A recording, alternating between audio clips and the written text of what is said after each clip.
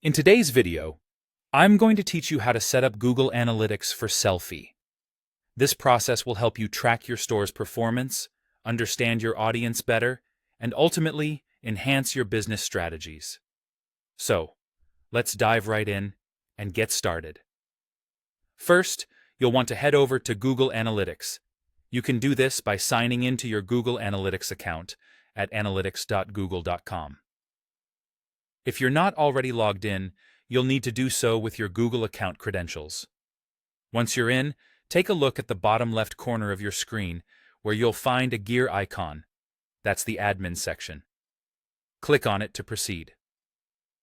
Now that you're in the admin area, it's time to locate your measurement ID. You'll see different sections within the admin page. Focus on the property column, where you'll find an option called Data Streams. Click on Data Streams, and you'll be presented with a list of streams. Select your web stream from this list. After clicking it, you'll see various details about your stream, but what's most important here is your measurement ID. This ID is essential for linking your store with Google Analytics, ensuring that data flows correctly between the two platforms. It usually starts with a G and is followed by a series of numbers and letters, for example, GXXXX. Make sure to copy this entire ID carefully, as you'll need it in the next steps. With your measurement ID safely copied, it's time to integrate it with your Sellfy store. Start by logging in to your Sellfy dashboard. Use your Sellfy credentials to access your account. Once you're inside, look to the left sidebar, where you'll find an option called Integrations. Click on this, and you'll see various integration options available. Locate Google Analytics from this list and click on it to proceed. Here, you'll see a designated field for entering your Google Analytics measurement ID.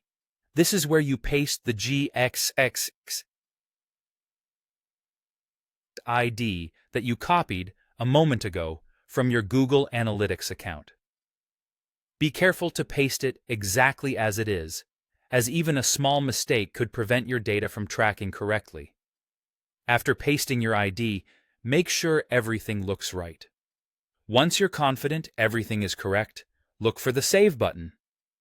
Clicking Save is the final step in this setup process. It's crucial to ensure that your changes are actually saved. Otherwise, your tracking code won't be active. And there you have it.